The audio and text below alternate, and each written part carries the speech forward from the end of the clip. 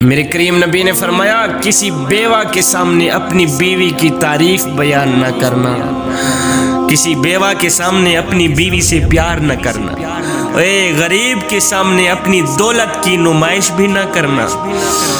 کسی زمانے میں ایک غیر مسلم نے اسلام قبول کیا تو اس سے پوچھا گیا کہ اسلام کی کس بات نے تجھے متاثر کیا؟ تو وہ بولا کہ صرف ایک واقعہ میری ہدایت کا سبب بن گیا۔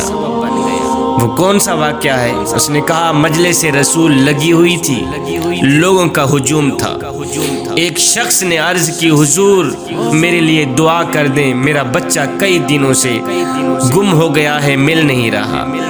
قبل اس کے کہ حضور کے ہاتھ دعا کے لیے اٹھتے، ایک شخص مجلس میں موجود تھا، کھڑا ہو گیا، کہنے لگا حضور میں ابھی فلاں باغ سے گزر کے آیا ہوں، اس کا بچہ وہاں بچوں کے ساتھ کھیل رہا ہے۔ باپ نے جب سنا میرا بچہ فلاں باغ میں کھیل رہا ہے تو اس نے دوڑ لگانی شروع کر دی۔ میرے نبی نے فرمایا اس کو روکو، واپس بلاؤ۔ اس نے کہا حضور آپ جانتے ہیں کہ ایک باپ کے جذبات کیا ہوتے ہیں؟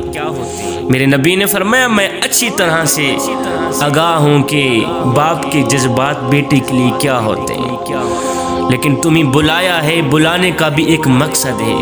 اس نے کہا جی حضور۔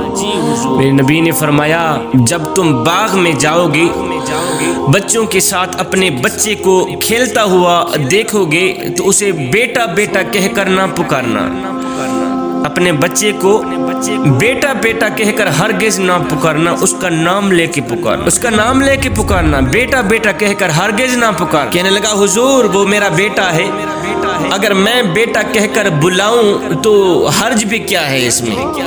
فرمایا تم کئی دنوں کے بچھڑے ہوئے ہو، تمہارے لہجے میں درد ہوگا، اللہ اکبر، اور تم نہیں جانتے کہ کھیلنے والوں میں سے کوئی یتیم بچہ بھی کھیل رہا ہوگا، اللہ اکبر۔ اور جب تم اپنے بیٹے کو بیٹا بیٹا کہہ کر پکارو گے، اتنا میٹھا لہجہ ہوگا، درد بھرا لہجہ ہوگا، تو اس یتیم بچے کے دل پر چوٹ لگے گی اور وہ کہے گا کاش آج میرا باپ بھی زندہ ہوتا، مجھے بھی بیٹا بیٹا کہہ کر پکارتا۔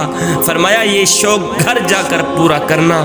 میرے کریم نبی نے فرمایا کسی بیوہ کے سامنے اپنی بیوی سے پیار بھی نہ کرنا، اپنی بیوی کی تعریف بیان نہ کرنا، غریب کے سامنے اپنی دولت کی نمائش نہ کرنا۔ حضور صلی اللہ علیہ وسلم نے یہاں تک فرمایا کہ اپنے گوشت کی خوشبو سے اپنے ہمسائے کو تنگ بھی نہ کرنا۔